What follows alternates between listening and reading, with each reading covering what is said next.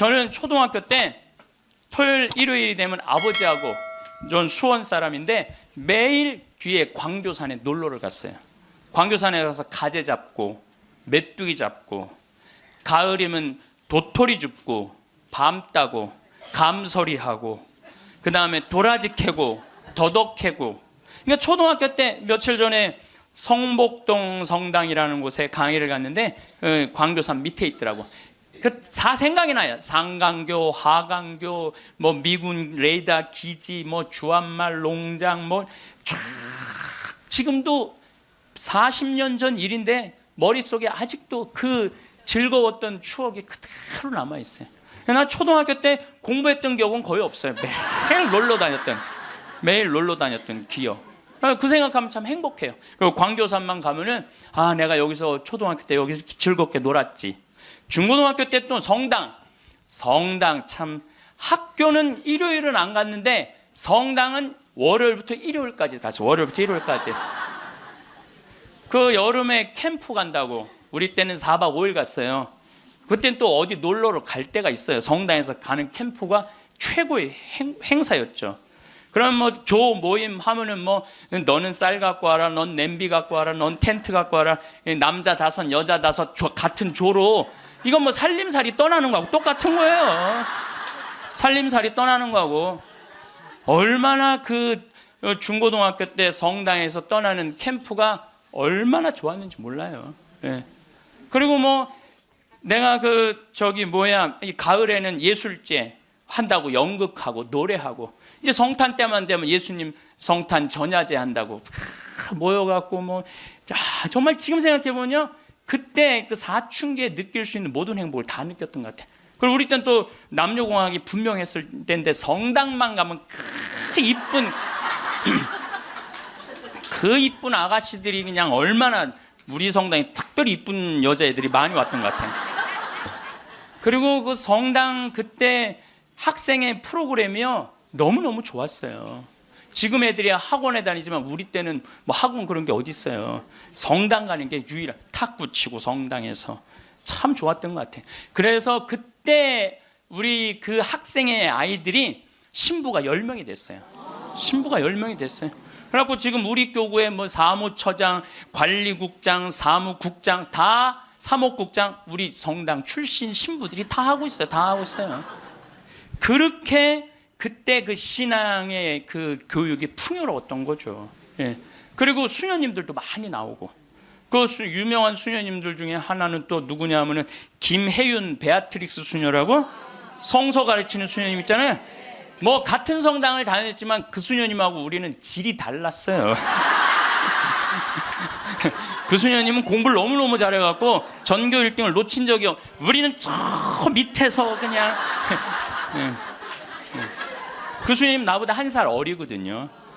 그땐 참 예뻤는데 로마 유학 갔다 오더니 팍 늙어갖고. 근데 지금도 이쁘다고 사람들은 그러긴 그러는데 그땐 참 예뻤어요, 수녀님이. 그러니까 얼마나 그 공동체가, 어제도 서울 둔총동 성당에 강의를 갔는데 그 나보다 한 2-3살 나이 많은 누나였는데 그때도 예뻤는데 지금 보니까 50, 4-5이 됐는데 지금도 그렇게 이쁘더라고, 그 누나가. 어제 너무 만나서 반가웠는데 그 누나도 아들이 지금 서울신학교 2학년 지금 다니고 있다는 거예요. 그러니까 신앙이 얼마나 좋았던 거예요, 그 공동체가. 그러니까 그 중고등학교 생각하면 나는 정말 행복한 사춘기를 보낸 거죠. 그래서 내가 제일 화려했을 때는 언제였느냐면은 신학교 때. 저는 방학이 싫었어요. 신학교 생활이 너무 재밌었어요. 먹여주지, 재워주지, 기도시켜주지, 철학 가르쳐주지, 신학 가르쳐주지, 성서 가르쳐주지. 이 신학교 교육이요, 내가 보기엔 이 교육 제도 중에 제일 좋은 것 같아. 그냥 좀 신학교 7년 참 행복하게 살았어요. 보좌 신부 때는 또 훌륭한 본당 신부님 모시고, 우리 천주교 교우들은 보좌 신부들 이렇게 바라보는 눈이 사랑으로 꽉 차 있어. 그 느껴요. 이렇게 보면 보좌 신부 딱 보면 사랑으로 꽉 차 있어. 본당 신부 10년 동안 교우들이 참 내 말 잘 듣고 신부를 업고 살죠, 한국 천주교 교우들은. 참 이렇게 보면은요 너무너무 행복했던 것 같아. 그리고 이제 10년 전에 강원도 평창 생태마을에 들어가서 이렇게 살면 본당이 없으니까 뭐 본당이 없으니까 또 온 세상이 또 다 내 본당이야 또. 전 세계 다니면서 강의하고. 지난 여름에도 브라질, 아르헨티나, 페루, 칠레, 파라과이 5개 나라 한 달 동안 순회 강연 갔다 왔거든요. 페루 이제 뭐 얼마나 멀어요 페루가. 페루 갔더니 이제 강의 이제 2시간 끝났는데 거기 회장님들이 신부님 귀양 여기까지 왔으니 마추픽추 가자고. 그러니까 강의는 2시간 하고 마추픽추는 2박 3일 갔다 오고. 이런 좋은 팔자가 어디 있어요. 브라질 가면 또 뭐 리오데자네이루 또 아름다운 항구 예수님이 이렇게 펼치고 있는 데 있죠. 이번에 월드컵 한데 참 얼마나 좋은 팔자예요. 깔라파테라고 아르헨티나 맨 밑에 빙하 있는데 신부님 환경하시니까 꼭 보셔야 된다고. 세상에 이렇게 돌아보면 난 웃으면서 죽을 수 있을 것 같아요. 또 작년에는 내가 또 아침마당에도 출연했잖아. 아침마당. 평화방송도 모자라서 아침마당까지. 그냥 아침마당을 2번을 강의를 나갔었는데 목요 특강 2번을 강의를 나갔었는데 보통 목요 특강 시청률이 7% 정도 된다고 그래요. 근데 전 2번 다 10.4%가 나왔어요. 이게 뭐 물론 그 3.4%는 우리 천주교 교우들이 봐줘서 올라간 건지 내가 알고 있죠. 천주교 교우들이 봐줘서 올라간 거 알고 있는데 나는 그 목요 특강 하려고 그러면 새벽 4시에 집에서 나와야 돼요.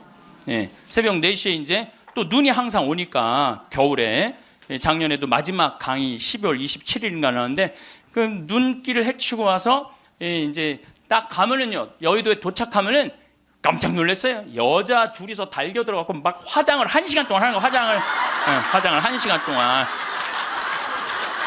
평화방송은 생전 화장 안 해주는데 화장을 1시간 동안. 이제 그리고 이제 강의가 끝나고 이제 평창에 집에 들어갔는데 생태마을이 난리가 난 거야. 왜 그런가 했더니 그 강의를 들으면서 실시간 검색어가 1위였대요. 그리고 전국에 우리 교우들이 아니고 일반인들이 전화해갖고 거기 신부님 생태마을 자랑하는데 거기 가보고 싶다고. 근데 할머니 한 분이 성당도 안 다니는 할머니가 전화해갖고 오늘 그 강의한 신부님 어쩜 그렇게 유쾌하고 우리 마음을 잘 아느냐고. 근데 그렇게 유쾌한 신부님이 아직도 전화해 되도록 왜 혼자 사느냐고. 그거 좀 장가 좀 보내라고 그 직원들이. 아니 저를 염려해 주는 게 우리 천주교 교우들만 염려해 주는 게 아니라 성당 안 다니는 할머니도 염려해 주니 이게 얼마나 행복한 신부예요. 그래서 이게 죽을 때 웃으면서 죽을 수 있을 것 같아. 난 정말 행복했다. 우리가 죽을 때 뭘 갖고 가느냐면은 추억 갖고 떠나는 거. 추억. 내가 이렇게 인생을 돌아봐서 야, 난 정말로 즐거웠어. 나 정말로 행복했어. 이런 추억이 있는 사람이 죽을 때 행복하게 죽을 수 있어요. 여러분들도 가만히 인생 돌아봐서 즐거웠던 추억이 하나도 없어. 고생만 죽살나게 한 추억밖에 없어. 그렇다면 여러분들 인생 잘못 사는 거예요. 오늘 추억이 하나도 없는 분들은 추억을 만드세요. 프로그램을 짜세요. 신부님은 신부로 사니까 팔자가 좋아서 그렇지 우리는 얼마나 힘든지 몰라요. 사는 거. 무슨 우리가 즐거운 추억이 있어요. 저도 여러분들 힘들었을 때 많았어요. 인생 50살밖에 안 됐지만은 돌아보면 즐거웠었던 일만 있었던 거 아니에요. 근데 여러분들 사람은요 과거를 돌아봤을 때 고통스럽고 괴로운 것만 기억하는 사람은요 악해져요. 악해지게 돼 있어요. 근데 즐거웠던 것만 의도적으로 기억하려고 하면 선해지게 돼 있어요. 저도 사기 많이 당했어요. 이 세상에 사기 쳐먹기 제일 쉬운 사람이 신부예요. 신부. 세상 물정 모르니까 사기도 많이 당했고 배신도 많이 당했어요. 그래갖고 아픔이 많았었어요. 근데 가만히 내 인생을 돌아보면 내가 사기당했을 때 내 상태가 어땠었냐면 욕심이 꽉 차 있었을 때. 그러니까 내가 강의 때 여러분들 욕심 부리지 말라는 게 그냥 하는 말이 아니라 이 온 몸에서 경험을 하고 나온 말이에요. 온 몸에서 경험을 하고 나온 일, 그냥 하는 얘기가 아니에요. 온 몸에서 나온 거죠. 또 뭐 배신도 많이 당했고. 그런데 내가 이렇게 요한복음을 읽어보면 예수님이 이 루카복음에도 마테오복음에도 이런 악마가 와서 유혹을 해요.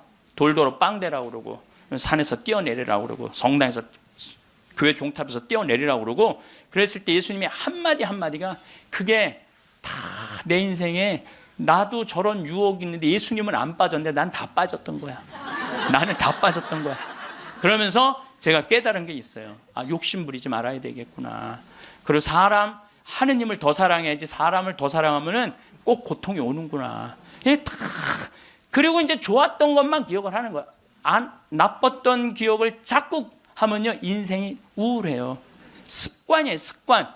여러분들 그 불행한 사람들 며칠 전에 그 신문에 아주 재미난 게 나왔어. 불행한 사람 10가지 특징이 나왔어. 자신과 남의 단점만 본다. 불행한 사람들은요 자신과 남의 단점만 본대요. 그 다음에 두 번째, 변화시킬 수 없는 것에 대한 걱정을 한다. 그러니까 과거를 집착하는 거야. 과거에 내가 왜 그랬을까? 안 바뀌어요, 과거는. 그 다음에 쉽게 포기한다. 뭘 하다가 그냥 금방 포기하는 사람, 이 사람 불행해진다는 거죠. 운동을 하지 않는다. 운동하는 사람이 행복해요. 그래서 여러분들 꼭 운동하셔야 돼. 뭐 이건 이번 다음 달 강의에 꼭 하겠지만은, 그 다음에 성취 불가능한 목표를 세운다. 성취 불가능한 목표를 세운다. 건강에 좋지 않은 음식만 골라 먹는다. 그러니까 우리가 행복하려면 건강에 좋은 음식을 먹어야 돼. 우리 청국장 가루 같은 거, 이런 거. 얼마나 좋아요, 이 청국장 가루 같은 거. 나도 오늘 아침에 좀 일찍 나오는 바람에 청국장 가루를, 저는 그냥 제가 일어나자마자 제가 타 먹어요, 맹물에. 그걸 먹으면요 기분이 참 좋아요. 그리고 이제 요즘은 이제 시래기, 무청 있죠? 우리 생태마을에 그냥 온 생태마을에 무청이 널려 있어요 지금. 그걸 보고 있으면 기분이 좋아요. 그 시래기 탁 삶아갖고 무쳐갖고 밥을 비벼 먹으면, 우리 생청국장에다 밥을 비벼 먹으면 너무 맛있어. 잠을 충분히 자지 않는다. 불행한 사람들. 인터넷에 갇혀 산다. 남에 대해 험담, 부정적인 말만 한다. 불행한 사람들은 이런 다 기미가 있어요. 그 다음에 마지막에 용서하기를 거부한다. 난 절대 용서할 수 없어. 이 사람들이 다 불행하다는 거예요. 그래서 여러분들 이렇게 인생을 돌아보면서 억울하고 분한 것만 새기지 마라. 특별히 우리 할머니들, 내가 대동아 전쟁에 시집으로 와서 6.25 전쟁 때 1.4.5태 때 고생한 얘기, 그거요 청승이에요, 청승. 행복했던 기억만 하시면 좋아요. 그 다음에 죽을 때 뭐 갖고 가냐면 선행 갖고 가는 거. 선행. 죽을 때 선행 갖고 가는 거. 여러분들 죽을 때 땅 갖고 가는 거 아니라니까요. 집 갖고 가는 게 아니라니까요. 재물 갖고 가는 게 아니에요. 이거는 갖고 갈 수 없는 거야. 갖고 갈 수 없는 거야. 오늘도 전심 먹으면서 잠깐 대화를 했는데, 사람들을 보면요 1000개를 가지고 있으면서 1개밖에 못 누리고 사는 사람이 있어요. 근데 100개를 가지고 99개를 누리고 사는 사람이 있어요. 그럼 여러분들 1000개 가진 사람은 이게 뭐 1000개 가지나 많아요. 이 사람이 죽을 때 그랬는데, 돈이 너무 많은 사람은 그걸 못 쓰고 죽어서 못 죽는데요. 돈이 너무 많은 사람들은. 그러니까 쓸 수 있을 때 열심히 쓰라는 거예요. 두 번째로는 선행이야. 마태복음 25장에 예수님이 이런 얘기를 합니다. 오른쪽에는 양, 왼쪽에는 염소를 갈라놓고 이런 얘기를 해요. 내 오른쪽에 있는 사람들한테, 내 아버지의 복을 받은 이들아, 와서 세상 창조 때부터 너희를 위하여 준비한 나라를 차지하여라. 너희는 내가 굶주렸을 때 먹을 것을 주었고, 내가 목말랐을 때 마실 것을 주었으며, 감옥에 갇혔을 때 찾아주었다. 그럼 의인들이 이렇게 말할 것이다. 주님, 저희가 언제 주님께서 굶주리신 것을 보고 먹을 것을 드렸고, 목마르신 것을 보고 마실 것을 드렸습니까?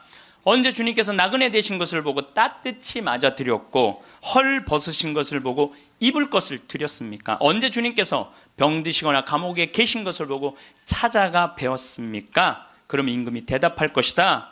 내가 진실로 너희에게 말한다. 너희가 내 형제들인 이 가장 작은 사람. 여러분들, 그래서 저는 이 단어를 참 요즘 많이 묵상을 해요. 내가 만나는 사람들 중에 작은 이들 가운데 한 사람에게 해준 것이 곧 나에게 해준 것이다. 가장 작은 이한테 해준 게 누구한테 해준 거야? 예수님. 이 지금 대한민국 사람들이 이 말씀을 새겨야 돼요. 돈 좀 벌었다고 작은 이들을 무시하는 이런 사회, 왼편 염소 쪽으로 가는 거예요. 여러분들 오른편 양쪽으로 가려면 어떻게 해야 돼? 작은 이들 중에 목마르고 헐벗고 배고프고 감옥에 갇히고 나그네 된 사람한테 따뜻하게 대해야 되는 거예요. 제가 요즘 바빠서 텔레비전은 거의 못 보지만은 BBC에서 아주 재미난 프로그램을 해요. 영국 BBC에서 백만장자가 자기 신분을 감추고 아주 힘들게 사는 동네에 들어가는 거예요. 그래서 거기서 정말 열심히 사는 사람을 찾아내는 거예요.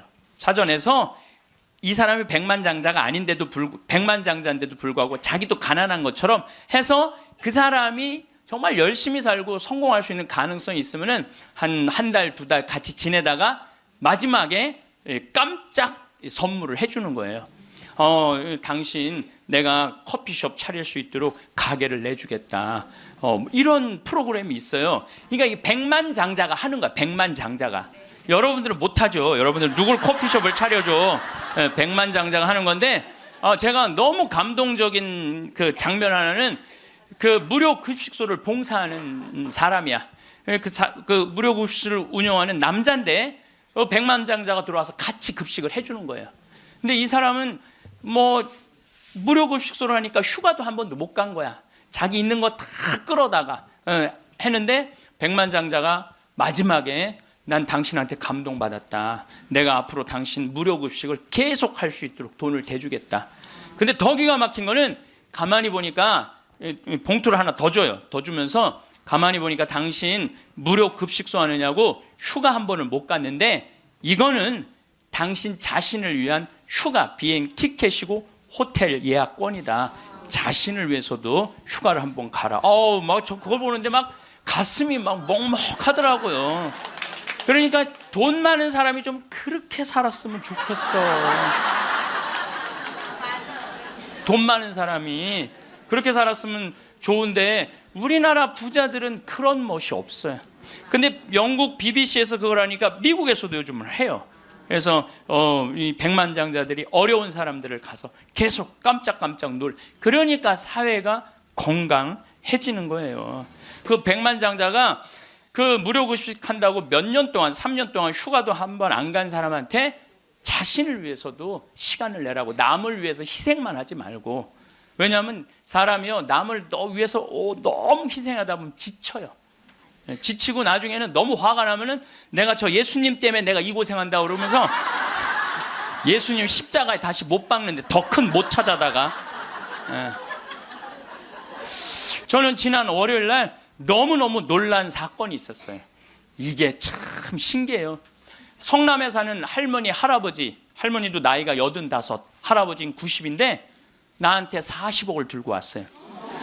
그래갖고 교구청에서 아주 서류를 다 해놨어. 법무사까지 다 와서 다. 그래서 어저께 그러니까 월요일 날 40억을 기증을 받았어요. 할머니가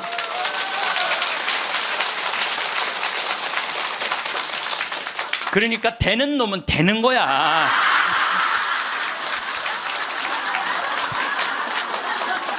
그래서 할머니한테 물어봤어요. 이 많은 돈을 왜 나한테 기증을 하느냐? 그랬더니 신부님, 제가 강의를 듣는데 신부님이 잠비아에 농업대학을 세우고 싶다고 그런 게 있는데, 농업대학을 세우는 건 또 내가 저 잠비아 농장 꾸미는 거하고는 또 다르잖아요. 근데 저 신부님이 지금 저렇게 열정적으로 일을 하는데 나는 이제 떠날 날이 얼마 남지 않았는데, 근데 그래서 이제 신부님한테 기증을 하기로 했다고. 근데 할아버지가 더 멋있는 거야. 멋있냐? 나한테 기증서 마지막 서류 등기 다 해갖고 왔어. 그래갖고 근데 지문이 안 나오는 거야. 나이가 많으시니까. 난 또 월요일에 처음 알았어요. 여러분들 좀 기증하려면 조금 젊었을 때 지문 나올 때 하세요. 지문 나올 때. 지문이 안 나오는데 한 10번을 하는데 10번 다 기쁘게 하시더라고요. 근데 할아버지가 이런 말씀을 하세요. 이제야 좀 마음이 홀가분하다고. 그러면서 할아버지가 이런 말씀을 하세요. 그 아프리카에 그 굶는 사람들을 보면 너무 가슴이 아픈데 그냥 빵을 주는 건 큰 의미가 없다는 거예요. 그 빵을 만들 수 있는 사람을 키워내는 일이 더 중요하다는 거예요. 그래서 이제 그걸 이제 받아서 이제 제가 이제 또 숙제가 하나 생겼죠. 근데 신부님 왜 그렇게 좋아하세요? 신부님 주머니에 한 푼도 안 들어가는데. 왜냐하면은 우리 천주교가 그런 건 참 좋아요. 누가 기증을 받아도 내 이름으로 받을 수가 없어. 신부 이름으로. 그러니까 교구청 법인으로 받는 거야. 그러니까 내가 어떻게 해먹으려고 그래도 해먹을 수가 없어.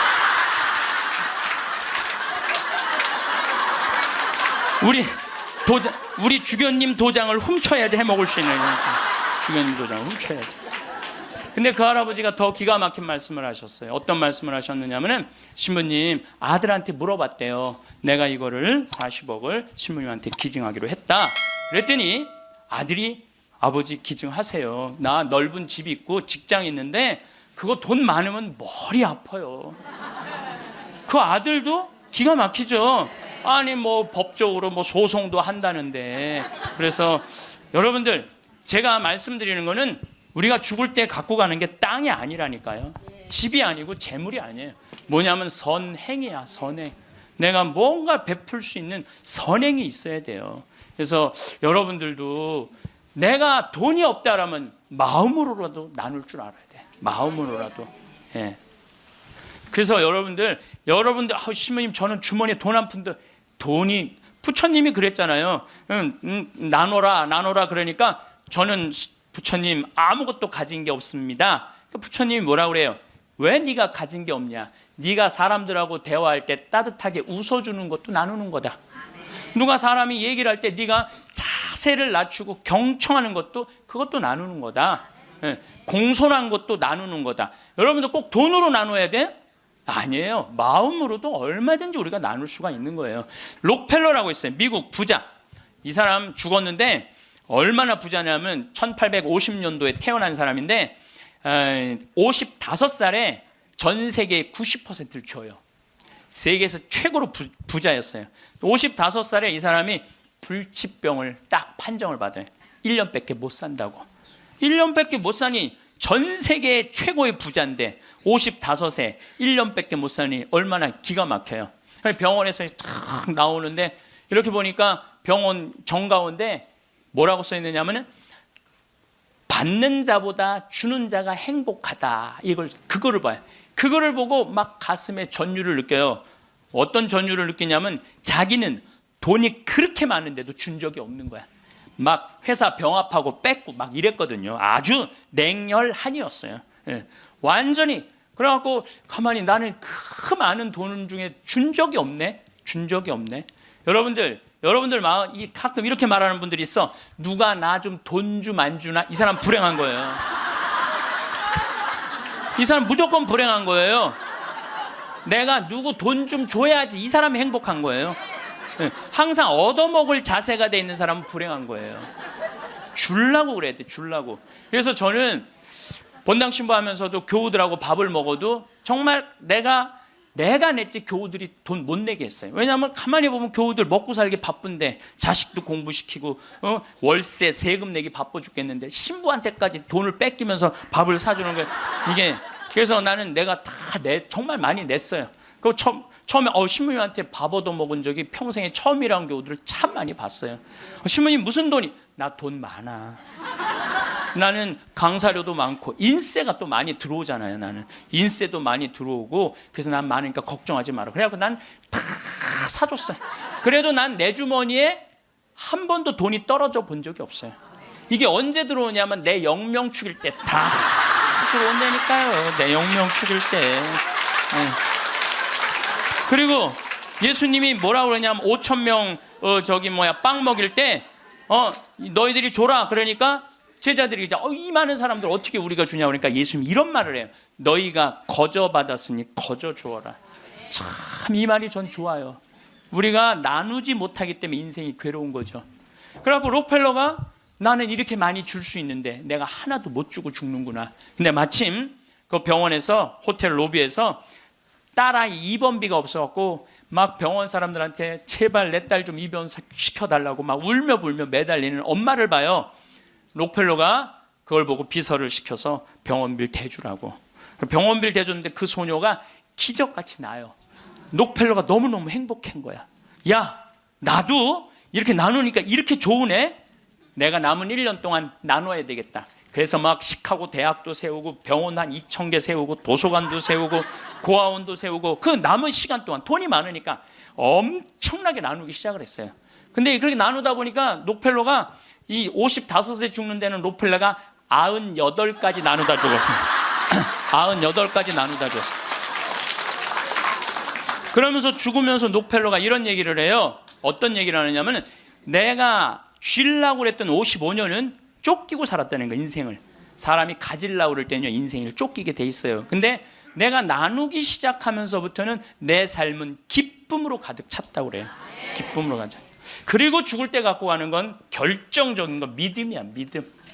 믿음이 없는 사람은요 노잣돈 없이 떠나는 거예요. 믿음이 없는 사람은 노잣돈이 없이 떠나는 거. 죽을 때 빈 털터리로 떠나는 거. 빈 털터리로. 근데 내가 주님께서 날 기다리고 계셔. 주님께서 날 맞아주실 거야. 이 믿음 있는 사람은요 여행 떠날 만해요. 근데 딱 저승에 들어섰는데 아무도 날 데려가는 사람, 깜깜한 어둠만 날 기다리고 있는 사람은 너무너무 힘든 거죠. 제가 한 10년 전에 우리 후배 신부들을 데리고 제주도에 스킨스쿠버를 데리고 갔어요. 바다에 들어가는 거. 근데 뭐 한 6, 7명 신부들하고 지구 신부들하고 갔는데 문섬, 새끼섬, 서귀포 쪽에 거기가 참 아름다워요. 근데 이제 그 신부들은 초보니까 강습을 받고 나는 좀 할 줄 아니까 새끼섬에 바다에 이렇게 들어가서 이제 혼자 절대 가면 안 되는데 그래도 이제 혼자 이렇게 좀 옆에 이제 강습하는 거 보고 혼자 이렇게 돌았어요. 근데 그 신부 중에 하나가 물 공포증 있는 신부가 있어요. 너는 여기서 낚시만 해. 그래갖고 이제 그 신부는 위에서 낚시를 하고 있는데 나는 이제 바다에 들어 물고기가 얼마나 많은지 몰라요. 돌돔 하여튼 물고기가 얼굴을 치고 지나갈 정도로 물고기가 많아요. 바다에 들어가 보면은. 그래갖고 이제 한 바퀴 한 30분 이제 다이빙을 하고 나와서 그 후배 신부한테 물어봤어요. 물고기 좀 잡았어? 이 신부가 한다는 얘기가 신부이 한 마리도 없나 봐요. 30분 동안 한 마리도 못 잡았어요. 그러는 거예요. 그 많은 물고기를 두고 그 위에서 낚시하는 사람은 한 마리도 없는 줄 알고 그냥 계속 한 마리도 없다고 투정을 부리더라고요. 신앙생활도 똑같아요. 신앙생활도 내가 하느님을 믿고 하느님 안으로 빠져들면은요 그 안에는 온 세상이 하느님의 섭리야. 하느님의 손길이고 하느님의 사랑이야. 근데 많은 사람들은 그 물속에 뛰어들지 않아요. 뛰어들지 않고 바깥에서 있는 거야 없는 거야 하느님 계신 거야 안 계신 거야 이러고 있으니까 잡아요 못 잡아요? 못 잡아요. 여러분도 오늘도 야 명동에 오늘 그 신부님 강의 간대자 가자 데리고 올라오래 아유 뭘 가 니네나 가. 난 나중에 기회 되면 갈게. 그 사람은요 못 잡는 거예요. 물고기를 못 잡는 거예요. 얼마나 하느님 안에 들어가면은 신앙의 보물이 얼마나 많은데. 또 우리 보좌 신부님이 그런 얘기를 해요. 보좌 신부님이 자기 낚시를 참 좋아해요. 우리 보좌 신부님이. 근데 신부님 강론 때 그러더라고요. 보면은 아무리 물고기가 안 나와도 한 자리에서 4시간, 5시간 앉아있으면 결국은 나올 때 되면 밑밥을 뿌리면은 나올 때 되면 엄청나게 나온다는 거예요. 우리 보좌 신부님이 우리 조카 며느리 아이가 아기를 가져갖고 잉어를 좀 해달라는 가면 막 이렇게 잡아오는 거예요. 어떻게 이렇게 재주가 좋으냐 그러니까 신부님이 한 자리에 계속 있으면 잡는다는 거예요. 한 자리에 계속 있으면은. 근데 자기가 낚시터에 가보면 한 마리도 못 잡아가는 사람이 있대. 어떤 사람이냐면 1시간씩 옮기는 사람. 이 사람은 하나도 못 잡고 가는 거야. 하나도 못 잡고. 그래서 신앙도 꾸준한 사람이, 변함이 없는 사람이 엄청난 보화를 끌어올릴 수 있는 거예요. 우리가 죽는 게 참 싫은 이유는 두려움 때문에 그렇습니다. 두려움. 막연한 두려움이 있어요. 죽고 난 다음엔 도대체 어떤 세상이 펼쳐질 것인가? 그런데 제가 말씀드렸듯이 죽고 난 다음에 우리는 천당에 가요. 우리가 천국에 가면 더 이상 부당한 대우 받지 않고 서름 받지 않아요. 하느님께서 어느 누구든 위로해 주시고 따뜻하게 감싸 주시기 때문에 우리는 죽음 이후를 막연히 두려워할 필요가 없다는 거예요. 예수님께서 나는 부활이요 생명이다. 나를 믿는 사람은 죽더라도 영원히 죽지 않는다 말씀하신 것처럼 우리는 죽는 게 죽음이 아니야. 새로운 삶으로 옮아가는 여정일 뿐입니다. 여러분들 그 누에가 알이 되고 꼬치가 돼갖고 누에가 되고 난 다음에 그 다음에 어떻게 돼요? 나비가 돼서 날아가잖아요. 그 누에 꼬치로 있을 때 아주 볼품이 없잖아요. 근데 나비로 날아갈 때는 얼마나 아름다워요. 그러니까 우리가 천국에 가서는 지금 모습보다 훨씬 아름다울 거예요. 그랬더니 어떤 분이 딱 미국에서 강의를 하는데 맨 앞에서 강의를 열심히 듣던 분인데 굉장히 뚱뚱해요. 그런데 그분이 손을 들더니 신부님 나도 천국에 가면 날씬해지고 아름다워집니까? 그렇게 물어보더라고요. 그래서 제가 이렇게 대답을 했어요. 날씬하게 될지는 모르지만 아름답긴 할 거다. 아름답긴 할 거다. 어쨌든 우리가 두려움이 막연한 두려움이 있어요. 근데 하느님을 믿는 우리들은 죽는 것에 대한 두려움 가질 필요 없어요. 하느님께서 우리를 천국으로 초대해 주실 것이고 예수님이 뭐하러 그렇게 십자가에 힘들게 못 박혀 돌아가셨어요. 많은 사람들을 구원하시기 위하여 돌아가신 거예요. 여러분들은 그 부활 신앙을 믿어야 돼. 우리 그리스도인들에게 최대의 신앙의 핵심은 부활 신앙이에요. 내가 나비보다 훨씬 아름다운 모습으로 부활할 거라는 이 믿음. 그래도 죽는 게 싫어. 뭐 때문에 그래? 생이별 때문에 그래. 생이별. 아무리 죽어서 천당 간다 하더라도 이 세상에 죽으면 더 이상 사랑하는 아내 볼 수 없고 남편 볼 수 없고 자식 볼 수 없고 부모님 볼 수 없기 때문에 이 생이별, 죽음 때문에 생이별이 되는 거예요. 죽으면 더 이상 사랑할 수도 없고 사람으로서 도리도 못하고 내가 누리고 싶은 호강도 못 누리고 이 세상에서 고생만 하다가 죽는 게 싫은 거예요. 그래서 여기 계신 분들 중에 죽기 직전에 후회하지 말고 죽기 전에 내가 뭘 할 걸 그런 거 후회하지 말고 혹시 돈 100억 정도 있는 분들은 한 10억, 20억만 놔두고 80억은 쓰세요. 맛있는 것도 사 먹고 여행도 다니고 그러면 되지. 우리가 죽을 때 돈 가지고 가는 거 아닙니다. 죽을 때 가지고 가는 거 땅, 재산 이게 아니에요. 공술의 공수거예요. 빈손으로 왔다 빈손으로 가는 거예요. 가지고 가지도 못하고 쥐고 그냥 이거 쥐려고 인간성도 버리고 나쁜 짓이란 나쁜 짓 다 골라하면서 죽는 사람들 보면 참 제가 보기에는 참 가슴이 아파. 유병원 씨 그렇게 돈을 많이 모아놨다가 결국 죽을 때 돈 갖고 갔어요? 한 푼도 못 갖고 갔어요. 어떻게 해서? 다 놔두고 갔어요. 마지막에 순천 쪽에서 도망 다닐 때 현찰이 8억 6천 우리나라 돈 8억 6천 있고 달러가 16만 달러 1억 6천이 있었대요. 근데 그거 손도 못 댔어요. 마지막에 그 집에서 도망 나갈 때 이 가방에 마지막에 있었던 건 수쿠알렌 몇 알 딱 갖고 떠난 거야. 수쿠알렌 몇 알. 여러분들 죽을 때 돈 갖고 떠나는 게 아니에요. 그래서 우리 죽을 때는 추억, 선행, 믿음 갖고 가는 거예요. 집 갖고 가는 게 아니라니까요. 어쨌든 내가 지난 2월 달에 이제 성주순례 이제 가서 이제 갈릴레아 호수를 도는데 그 갈릴레아에서 3일을 머물었어요. 갈릴레아가 신앙의 유산이 너무 많아요.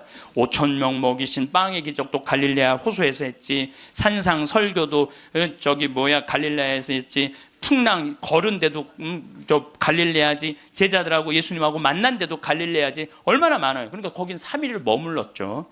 3일을 머물고 이제 저녁에 이제 모여갖고 80명 순례자들한테 오늘 느낀 신앙의 감동을 나눔 얘기를 하자고 그랬어요. 근데 참 우리 천주교 신자들은 이상하죠. 말 그렇게 잘하다가도 말씀 나누게 하자 그러면 입을 다물어. 말씀 나누게 하자로. 내가 아는 뭐 몇몇 연예인도 있으면 연예인들을 만나고 얘기를 하면 신앙이 너무너무 좋아요. 그런데 방송에만 나가면 절대 말 안 해, 신앙에 대해서. 신기해. 개신교 성도들은 간증하라고 그러면 그냥 뛰어나고 서로 하려고 그러는데 우리는 그냥 잘 놀다가도 자, 지금부터 말씀 나누기 전에 내가 묵상을 했어요. 왜 우리 천주교 교우들이 이렇게 입이 무거운가? 내가 묵상을 했어요. 답을 찾아냈어요. 요셉 성인 닮아서 입이 무거운 거. 요셉 성인 닮아서. 요셉 성인이 참 입이 무거워요, 보면은. 아니, 장가를 가려고 딱 했는데 마리아가 애를 배 갖고 온 거야. 기가 막히잖아요. 나는 손도 잡은 적이 없는데. 그럼 일반 사람이면 뭐라 그럴 거냐? 친구들한테 야, 얘기 좀 하자. 야, 난 너무 고민이 있어. 아니, 마리아가 결혼도 하기 전에 애를 배웠네. 이거 어떻게 하면 좋지? 분명히 이렇게 얘기했을 거예요. 근데 요셉 성인은 아무한테도 말하지 않고 혼자 파혼하기로 혼자만 마음속으로 생각을 해. 우리 천주교 교우들하고 똑같은 거예요. 12살 때 예수님 3일 동안 잃었다가 3일 만에 찾았어. 3일 동안 근데 나는 요셉 성인도 참 대단해요. 내 애도 아니고, 그렇잖아요. 내 애도 아니고 마누라도 내 마누라도 아니야. 사실은 그렇잖아요. 그런데 그 아이하고 그 엄마를 12년 동안 책임졌다는 건요, 보통 사람 아니면 못해요. 참 무직한 분이죠. 근데 3일 만에 잃어버렸는데 얼마나 애가 타게 찾았겠어요. 찾고 난 다음에 성모님이 얘야, 네 아버지와 내가 너를 얼마나 찾았는지 모른다. 나는 이 말도 참 묵상을 많이 하는 말 중에 하나예요. 성모님도 시집을 막상 오긴 왔는데 뱃속에 아기가 이씨 들어왔으니 얼마나 미안해요. 그러니까 항상 요셉 성인한테 미안한 마음이 있었던 것 같아. 그래서 여러분들 3일 만에 잃었던 애를 찾았어. 그럼 여러분들 뭐라 할까? 이놈의 새끼, 내가 너 얼마나 찾았는지 알아? 분명히 이랬을 거야. 근데 성모님은 자기를 먼저 내세우지 않았어요. 자기 아이임에도 불구하고 얘야, 네 아버지와 내 남편을 인정해 준 거죠. 남편을 존중해 준 거죠. 네 아버지와 내가 너를 얼마나 찾았는지 모른다. 그런데도 요셉 성인은 아무 말도 안 해. 한마디도 안 해. 찾았으면 됐지 뭐, 이거죠. 한마디도 안 해요. 그래갖고 이제 우리 천주교 교우들이 요셉 성인 닮아서 말을 안 해요. 그래서 내가 우리 말씀 나누게 좀 하여튼 안 해. 근데 호텔 로비에서 얼마나 근사해요. 갈릴레아 호텔. 신앙을 얼마나 간증하고 싶겠어. 아무도 말 안 하는데 70살 먹은 할머니가 손을 번쩍 드는 거예요. 내 말 끝나자마자 자기가 말한다는 거예요. 너무 고맙더라고요. 근데 그분은 할아버지하고 같이 오신 할머니인데 딱 일어나더니 할아버지의 손가락질을 딱 하더니 이렇게 말하는 거예요. 신부님, 내가 평생 이 인간 때문에 고생했다는 거예요. 나이가 70이 넘으면 남편을 대놓고 욕할 수가 있어요. 내가 평생 이 인간 때문에 고생했다는 거예요. 그리고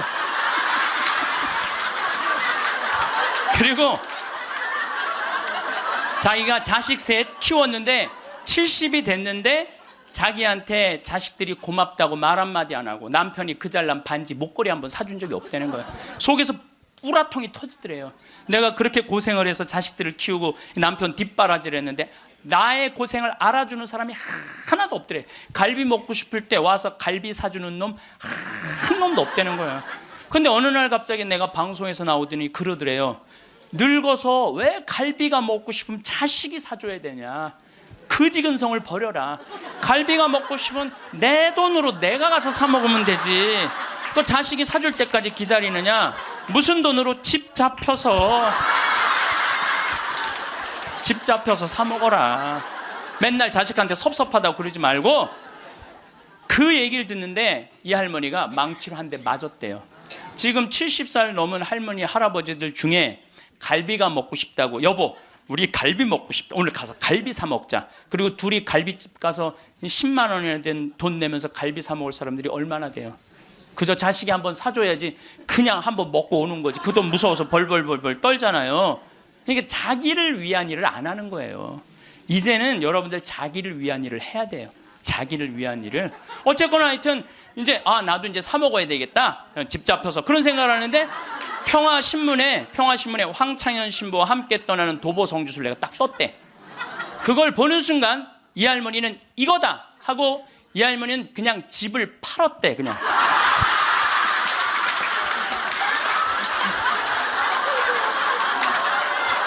집을 팔았대요. 네. 집을 팔고 1억이 남은 걸 가지고 성주순례를 따라온 거예요. 여동생 부부하고. 근데 왔는데 자기 너무너무 행복하대. 근데 이 할아버지는 맨날 술만 먹던 할아버지인데 성주순례도 안 따라오려는 걸 억지로 끌고 온 거야. 근데 이 할아버지가 다리도 아프다 뭐도 그런데 10일 동안 걸으면서 하느님을 만난 거야. 하느님을 완전히 만나서 성주순례 끝나고 난 다음에 3개월 후에 다시 뒤풀이를 했는데 이 할아버지가 할머니가 그러는 거예요. 저 양반이 미쳤나 보다고. 왜 그러냐면 그전에는 전화만 하면 술 어서 먹을까 이랬는데 요즘 전화만 하면 성당 나와라, 성당 나가야 된다, 하느님은 살아계신 분이다 이렇게 얘기를 하대. 그러니까 이 세상 집을 팔아서 하늘나라 집을 산 거예요.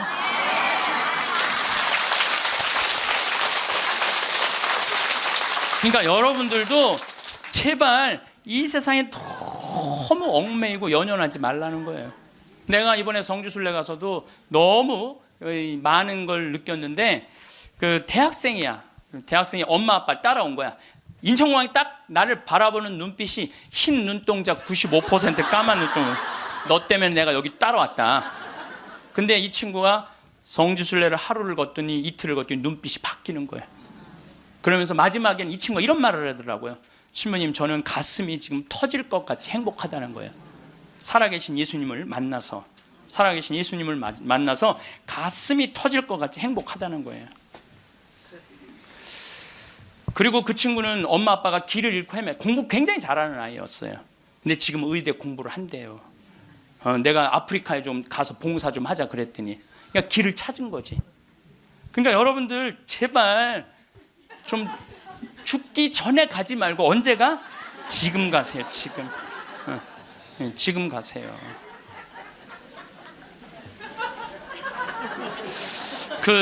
요 얘기만 하고 다음 강의로 넘어가겠습니다. 제 조카를 작년에 잠비아를 남자아이를 데리고 갔어요.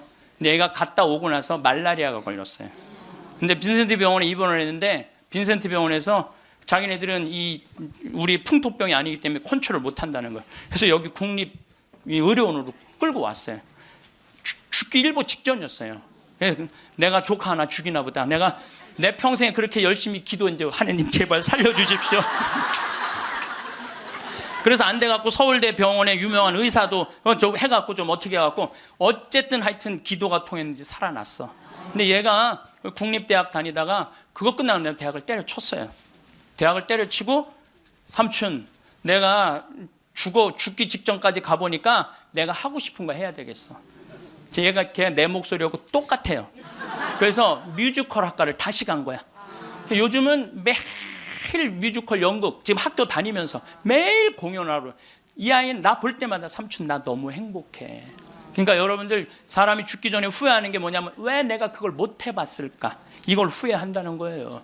그러니까 이 얘기는 내가 다음 시간에 할 텐데 죽기 전에 후회하지 말고 지금 하라는 거. 지금 기도 바치겠습니다. 성부와 성자와 성령의 이름으로 아멘. 당신을 보면 괜히 눈물이 납니다. 사랑의 눈물, 속죄의 눈물, 기쁨의 눈물, 피부를 비집고 들어오는 당신의 살 냄새도 괜히 눈물이 납니다. 생명 속에 사랑으로 스며듭니다. 우리의 속죄 모두 지시고 사랑으로 거두시는 당신 모습에 죽음과 부활을 다시 봅니다. 하늘과 땅 사이에 다시 나시고 지금도 나를 위해 살아계시는 사랑의 깊은 영광 당신입니다. 당신을 보면 괜히 사랑에 젖어 사랑의 눈물이 절로 납니다. 가시관 쓰신 모습, 피에 젖어도 인자한 모습에 눈물이 납니다. 십자가에 못 박혀 돌아가실 때 우리의 생명 다시 난 것을 마음 깊이 눈물 절로 납니다. 당신을 보면 괜히 눈물이 납니다. 우리는 흔히 후회 없는 삶을 꿈꿉니다. 그런데 후회 없는 삶이란 무엇일까요? 모든 것을 완벽하게 해내고 실수 하나 없이 살아가는 것일까요? 아닙니다. 후회 없는 삶이란 오늘을 사랑으로 채우는 삶입니다. 지나간 일을 되돌릴 수는 없지만 지금 이 순간을 어떻게 채워가느냐는 우리의 선택입니다. 그 선택이 모여 우리의 인생이 됩니다. 사랑은 거창한 일이 아니라 순간을 놓치지 않으려는 마음입니다.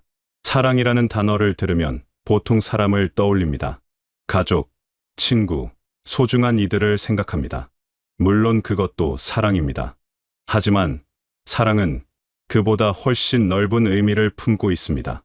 사랑은 결과가 아니라 삶을 대하는 태도입니다. 하루의 햇살에 감사하는 마음, 창밖으로 보이는 나무의 초록빛에 잠시 멈춰 서는 여유, 잔잔한 음악 소리에 귀 기울이는 순간, 이 모든 것이 사랑입니다. 아침에 눈을 뜨고 창문을 열었을 때 바람이 살짝 얼굴을 스치고 지나갑니다. 그 순간을 그냥 지나치지 않고 느낄 수 있다면 그것이 바로 사랑입니다. 밥을 먹을 때 음식의 맛을 음미하고 누군가 건넨 말 한마디에 귀를 기울이고 길을 걷다가 피어있는 꽃 한 송이를 발견하고 미소 짓는 것, 이 모든 것이 사랑으로 하루를 채우는 방법입니다. 사랑한다는 것은 놓치지 않는 것입니다. 바쁘다는 핑계로, 익숙하다는 이유로, 당연하다는 생각으로 지나쳐버리는 순간들이 너무 많습니다. 그런데 돌이켜보면 그 순간들이 가장 소중했던 것들입니다. 아무렇지 않게 나눴던 대화, 함께 웃었던 시간, 별것 아닌 것 같았던 일상의 조각들이 사실은 가장 빛나는 기억으로 남습니다. 사랑으로 하루를 채운다는 것은 특별한 일을 하는 것이 아닙니다. 지금 하고 있는 일에 마음을 담는 것입니다. 설거지를 하면서도, 청소를 하면서도, 산책을 하면서도 그 순간에 온전히 머물 수 있다면 그것이 사랑입니다. 무엇을 하느냐가 아니라 어떻게 하느냐가 중요합니다. 마음을 담으면 평범한 일도 특별해집니다. 여러분은 지금까지 수많은 날들을 살아왔습니다. 그 중에는 기쁜 날도 있었고 힘든 날도 있었습니다. 웃음이 가득했던 날도 있었고 눈물을 삼켜야 했던 날도 있었습니다. 그 모든 날들이 모여 지금의 여러분을 만들었습니다. 그리고 그 날들 중 가장 선명하게 기억나는 것은 무엇인가요? 아마도 감정이 깊게 새겨진 순간들일 것입니다. 기쁨이든 슬픔이든 감동이든 놀라움이든 마음이 움직였던 순간들이 기억으로 남습니다. 추억은 과거의 잔상이 아니라 오늘을 살아가게 하는 마음의 등불입니다. 우리가 진짜로 남기는 것은 기록이 아니라 추억입니다. 사진이나 일기도 좋지만 진짜 추억은 마음속에 새겨진 감정입니다. 어린 시절 뛰어놀던 골목길의 풍경, 처음 자전거를 탔을 때의 설렘, 비 오는 날 창가에 앉아 빗소리를 듣던 기억, 이런 것들은 사진 속에 없어도 마음속에 생생하게 살아 있습니다. 추억은 과거에 머물러 있지 않습니다. 추억은 현재를 더 아름답게 살게 하는 에너지입니다. 힘들 때 떠올리면 힘이 되고, 외로울 때 생각하면 위로가 되고, 지칠 때 기억하면 다시 일어설 수 있게 합니다. 좋은 추억이 많은 사람은 어떤 상황에서도 희망을 잃지 않습니다. 마음속에 쌓아둔 아름다운 기억들이 삶의 버팀목이 되기 때문입니다. 그렇다면 좋은 추억은 어떻게 만들어질까요? 특별한 일을 해야만 추억이 되는 것은 아닙니다. 평범한 하루도 얼마든지 아름다운 추억이 될 수 있습니다. 중요한 것은 그 순간을 어떻게 받아들이느냐입니다. 감사하는 마음으로 받아들이면 평범한 순간도 특별해집니다. 함께한 사람에게 마음을 열면 짧은 만남도 깊은 인상으로 남습니다. 추억을 만드는 것은 결국 지금 이 순간을 얼마나 소중히 여기느냐에 달려 있습니다. 나중에 돌아봤을 때 미소 지을 수 있는 순간을 만드는 것, 그것이 추억을 쌓는 방법입니다. 그러려면 지금 이 순간에 집중해야 합니다. 과거를 후회하거나 미래를 걱정하느라 현재를 놓치지 말아야 합니다. 여러분이 지금 하고 있는 모든 일, 지금 만나고 있는 모든 사람, 지금 느끼고 있는 모든 감정이 미래의 추억이 됩니다. 지금이 바로 추억의 시작입니다. 이 사실을 기억한다면 매 순간을 더 소중하게 대하게 될 것입니다. 무심코 지나칠 수 있는 순간들이 다르게 보일 것입니다. 오늘을 사랑으로 채우면 내일은 추억으로 반짝입니다. 이것이 인생의 아름다운 순환입니다. 오늘 사랑하고, 오늘 웃고, 오늘 기억하세요. 그것이 바로 추억의 씨앗입니다. 지금 뿌린 씨앗이 나중에 아름다운 꽃으로 피어납니다. 지금 나눈 웃음이 나중에 따뜻한 위로가 됩니다. 지금 건넨 말 한마디가 나중에 큰 힘이 됩니다. 후회 없는 삶은 먼 미래의 결심이 아니라 지금 이 순간의 선택입니다. 우리는 종종 나중에라는 말을 합니다. 나중에 시간이 나면, 나중에 여유가 생기면, 나중에 기회가 되면 하겠다고 말합니다. 하지만 나중이란 시간은 오지 않습니다. 우리에게 주어진 시간은 언제나 지금뿐입니다. 그래서 지금이 중요합니다. 지금 할 수 있는 일을 미루지 말아야 합니다. 지금 전할 수 있는 마음을 숨기지 말아야 합니다. 오늘 아침에 본 하늘이 어떤 색이었는지 기억하시나요? 오늘 만난 사람에게 따뜻한 말을 건넸나요? 오늘 마음이 움직이는 순간이 있었나요? 이런 작은 것들이 모여 하루를 만들고 하루가 모여 인생을 만듭니다. 거창한 계획이나 큰 목표가 없어도 괜찮습니다. 오늘 하루를 마음을 담아 살아가는 것만으로도 충분합니다. 매일매일이 완벽할 수는 없습니다. 때로는 힘든 날도 있고 마음이 무거운 날도 있습니다. 그럴 때조차도 작은 순간들에서 사랑을 찾을 수 있습니다. 따뜻한 물 한 잔, 부드러운 담요의 감촉, 창밖의 새소리, 이런 작은 것들이 위로가 됩니다. 힘든 날에도 작은 사랑을 찾아내는 것, 그것이 삶을 견디게 하는 힘입니다. 이 인생의 가치는 길이에 있지 않고 얼마나 깊이 느끼며 살아가느냐에 있습니다. 하루를 살아도 깊이 느끼며 살 수 있고 많은 날을 살아도 무감각하게 살 수 있습니다. 중요한 것은 시간의 양이 아니라 질입니다. 얼마나 많은 날을 살았느냐가 아니라 그 날들을 얼마나 의미 있게 채웠느냐가 중요합니다. 깊이 느끼며 산다는 것은 감각을 열어두는 것입니다. 보고, 듣고, 느끼고, 맛보고, 만지는 모든 순간에 깨어있는 것입니다. 습관적으로 살아가는 것이 아니라 매 순간을 새롭게 경험하는 것입니다. 같은 길을 걸어도 매번 다른 것을 발견할 수 있습니다. 같은 하늘을 봐도 매일 다른 아름다움을 느낄 수 있습니다. 깨어있는 마음으로 살아간다면 평범한 일상도 경이로움으로 가득합니다. 그리고 깊이 느끼며 산다는 것은 관계에서도 마찬가지입니다. 형식적인 만남이 아니라 진심을 나누는 만남, 겉으로만 웃는 것이 아니라 마음으로 웃는 것, 들은 척하는 것이 아니라 진짜로 귀 기울이는 것, 이런 것들이 관계를 깊게 만들고 삶을 풍요롭게 합니다. 미래의 여러분이 지금을 돌아볼 때 미소 짓는다면 그게 가장 아름다운 삶입니다. 나중에 돌이켜봤을 때 후회하지 않으려면 지금 최선을 다해야 합니다. 완벽하게 할 필요는 없습니다. 다만 마음을 다해야 합니다. 진심을 담아야 합니다. 그렇게 살아간다면 나중에 돌아봤을 때 부끄럽지 않을 것입니다. 추억은 마음의 앨범입니다. 사진첩처럼 언제든 꺼내볼 수 있습니다. 힘들 때, 외로울 때, 길을 잃은 것 같을 때 마음의 앨범을 펼쳐보세요. 거기에는 여러분이 웃었던 순간들, 사랑했던 순간들, 행복했던 순간들이 가득합니다. 그 기억들이 여러분에게 말할 것입니다.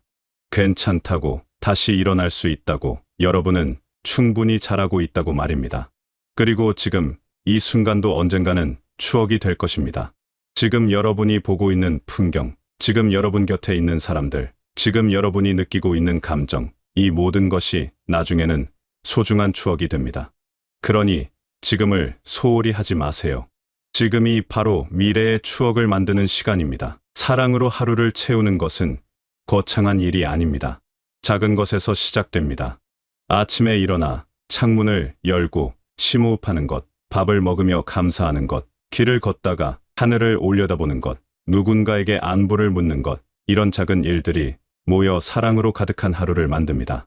그리고 그런 하루들이 모이면 사랑으로 가득한 인생이 됩니다. 특별한 사건이나 큰 성공이 인생을 의미 있게 만드는 것이 아닙니다. 매일매일을 어떻게 살아가느냐가 인생의 의미를 만듭니다. 하루하루를 사랑으로 채워간다면 그 인생은 틀림없이 아름다운 인생이 될 것입니다. 때로는 지치기도 하고 무기력해지기도 합니다. 모든 것이 의미 없게 느껴지는 날도 있습니다. 그럴 때일수록 작은 것에 집중해 보세요. 거창한 의미를 찾으려 하지 말고 눈앞에 있는 작은 것들을 소중히 여겨보세요. 따뜻한 햇살, 시원한 바람, 맛있는 음식, 부드러운 침대, 이런 작은 것들이 삶을 살아갈 이유가 됩니다. 이 인생은 큰 사건들로 이루어지는 것이 아니라 작은 순간들로 이루어집니다. 평범한 하루하루가 모여 인생이 됩니다. 그래서 평범한 날을 소중히 여겨야 합니다. 특별한 일이 없는 날도 의미 있게 만들 수 있습니다. 마음만 먹으면 매일이 특별해질 수 있습니다. 사랑으로 하루를 채운다는 것은 결국 현재를 사는 것입니다. 과거에 얽매이지 않고 미래를 걱정하지 않고 지금 이 순간을 온전히 살아가는 것입니다. 지금 여기에 있는 것들에 감사하고 지금 할 수 있는 일을 하고 지금 느낄 수 있는 것을 느끼는 것입니다. 여러분의 인생은 여러분이 만들어갑니다. 매 순간의 선택이 쌓여 인생이 됩니다. 오늘 어떻게 살아갈지, 무엇에 마음을 쓸지, 어떤 태도로 하루를 맞이할지 이 모든 것이 여러분의 선택입니다. 그리고 그 선택들이 모여 여러분의 인생을 만들어갑니다. 지금까지 살아온 날들을 돌아보면 후회도 있고 아쉬움도 있을 것입니다. 하지만 그 모든 것이 지금의 여러분을 만들었습니다. 과거를 바꿀 수는 없지만 지금부터는 달라질 수 있습니다. 오늘부터 하루를 사랑으로 채워가면 됩니다. 늦은 것은 없습니다. 지금이 바로 시작하기 가장 좋은 때입니다. 여러분의 마음속에는 이미 수많은 아름다운 추억들이 있습니다. 그 추억들이 여러분을 여기까지 오게 했습니다. 그리고 앞으로도 계속 추억을 만들어 갈 것입니다. 매일매일 새로운 추억이 쌓입니다. 그 추억들이 여러분의 삶을 더욱 풍요롭게 만들 것입니다. 오늘도 여러분은 소중한 하루를 살아가고 있습니다. 그 하루가 누군가에게는 위로가 되고 누군가에게는 기쁨이 되고 누군가에게는 희망이 됩니다. 여러분의 존재 자체가 소중합니다. 여러분이 살아가는 매 순간이 의미 있습니다. 그것을 잊지 마세요. 하루하루를 사랑으로 채워가세요. 작은 것에서 기쁨을 찾고 평범한 것에서 감사를 느끼고 일상 속에서 행복을 발견하세요. 그렇게 살아간다면 여러분의 인생은 아름다운 추억들로 가득 찰 것입니다. 그리고 그 추억들이 여러분을 지탱하고 힘이 되고 빛이 될 것입니다. 지금 이 순간도 소중합니다. 이 글을 읽고 있는 지금, 이 시간도 나중에는 추억이 될 것입니다. 그러니 이 순간을 놓치지 마세요. 지금 느끼는 감정을, 지금 떠오르는 생각을, 지금 마음속에 있는 것들을 소중히 여기세요. 모든 순간이 의미 있고 모든 순간이 소중합니다. 여러분이 오늘 하루를 사랑으로 채우고 그 하루가 아름다운 추억으로 남기를 바랍니다. 여러분의 마음속에 따뜻한 기억들이 가득 쌓이고 그 기억들이 여러분에게 힘이 되기를 바랍니다. 매일매일이 의미 있고 매 순간이 특별하고 여러분의 인생이 사랑과 추억으로 반짝이기를 바랍니다. 그리고 무엇보다 여러분이 행복하시길 바라겠습니다. 바라겠습니다. 바라겠습니다. 바라겠습니다. 바라겠습니다. 바라겠습니다. 바라겠습니다.